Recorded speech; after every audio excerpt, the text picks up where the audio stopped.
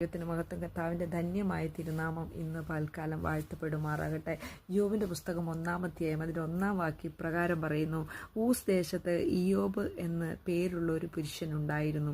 അവൻ നിഷ്കളങ്കനും നേരുള്ളവനും ദൈവം ഭക്തനും ദോഷം വിട്ടകലുന്നവനും ആയിരുന്നു. ഹല്ലേലൂയ. ദോഷം വിട്ടകന്നവനെന്നല്ല പറയുന്നത്, ദോഷം വിട്ട് അകലുന്നവൻ എന്ന് വെച്ചാൽ ദോഷം അവൻ്റെ മുമ്പിൽ വരുമ്പോൾ, അല്ലെങ്കിൽ ഒരു പാപ സ്വഭാവം അവൻ്റെ മുമ്പിൽ വരുമ്പോൾ അതിനെ വിട്ട് മാറിപ്പോകാനായിട്ടുള്ള കൃപ അവൻ്റെ മേലുണ്ടായിരുന്നു. തിരുവചനത്തിനകത്ത് യോബിനെ കുറിച്ച് കർത്താവ് ഇത്രയും ഹല്ലേലൂയ ആധികാരികമായി പറയുന്ന ഒരു ദൈവപുരുഷനില്ല. ഹല്ലേലൂയ, സ്തോത്രം.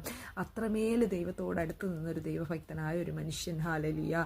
തനിക്ക് ദൈവം തന്നത് ഹല്ലേലൂയ 7 പുത്രന്മാരെയും 3 പുത്രിമാരെയും ദൈവം ദാനമായി കൊടുത്തു. സമ്പത്ത്, വളരെ സമ്പത്ത്, ആ ദേശത്ത് ആർക്കുമില്ലാത്ത അത്രയും സമ്പത്ത് കൊടുത്തു. എല്ലാത്തിലും കർത്താവ് മാനിച്ച് അനുഗ്രഹിച്ച ഒരു ദൈവപുരുഷൻ.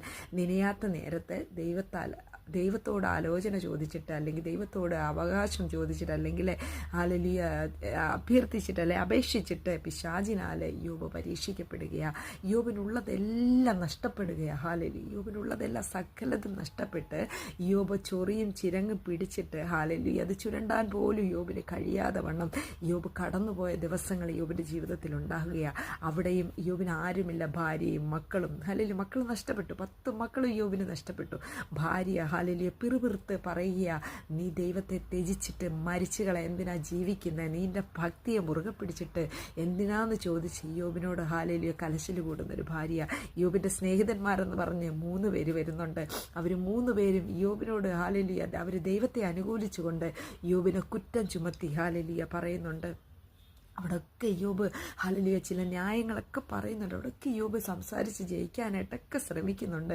പക്ഷെ അവരെല്ലാം യോബിനെ പരാജയപ്പെടുത്തുകയാണ്. ഹല്ലേലൂയ. എന്നാൽ യോബ് ഹല്ലേലൂയ 38-ാം അധ്യായത്തിലെ യഹോവ ഹല്ലേലൂയ ചുഴലിക്കാറ്റിൽ നിന്നുകൊണ്ട് യോബിനോട് സംസാരിച്ച് തുടങ്ങിയപ്പോഴാണ് യോബിന് മനസ്സിലായത്, ഹല്ലേലൂയ ഞാൻ ഒന്നുമല്ല ഏതുമല്ല, എന്നെ നിർത്തുന്ന ഒരു ദൈവമാണെന്ന് യോബിന് വ്യക്തമായിട്ട് മനസ്സിലായത് ആ 38-ാം അധ്യായത്തിലാണ്. യോബിനോട് ഹല്ലേലൂയ സർവശക്തനായ ദൈവം ഓരോ ചോദ്യങ്ങൾ ചോദിക്കും യോബിന് മറുപടിയില്ല പറയാൻ. യോബിനൊന്നും മറുപടിയില്ല കേട്ടോ. യോബ് മനുഷ്യരോട് മറുപടി പറയുന്നുണ്ട്, എന്നാൽ ദൈവത്തോട് യോബിന് മറുപടിയില്ല പറയാം. ഇതുപോലെ ദൈവമക്കളെ നമ്മുടെ ജീവിതത്തിൽ പലപ്പോഴും നമ്മൾ ഹല്ലേലൂയ ദൈവത്തോട് അങ്ങ് പരാതിയുടെ ഭണ്ഡാരം ഇങ്ങനെ തുറന്ന് പരാതികൾ ഇങ്ങനെ പറയുമ്പോൾ ഹല്ലേലൂയ ദൈവം നമ്മളോട് തിരിച്ചൊരു വാക്ക് ചോദിക്കുമ്പോൾ നമുക്ക് തിരിച്ച് സംസാരിപ്പാനായിട്ട് കഴിയത്തില്ല. നമുക്കതിനുള്ള പ്രാഗൽഭ്യം ദൈവസന്നിധിയിൽ നമുക്കുണ്ടാവത്തില്ല. ഇന്ന് പൽക്കാലം ദൈവത്തിൻ്റെ പരിശുദ്ധാത്മ വ്യക്തമായിട്ട് പറഞ്ഞു, ഈ കടന്നു പോകുന്ന ഏത് മേഖലയാകട്ടെ ദൈവത്തിന് നന്ദി പറ, ദൈവത്തിനെ സ്തുതിച്ചു കൊണ്ടിരിക്കുക. ദൈവം നിന്റെ സ്ഥിതി മാറ്റും കേട്ടോ. അവനറിയാത്ത ഒന്നും നിന്റെ പടകിൽ വരത്തില്ല, അവനറിയാത്ത ഒന്നും നിന്റെ ജീവിതത്തിൽ വരത്തില്ല. നിന്നെ ദൈവം നിശ്ചയമായി അനുഗ്രഹിക്കും.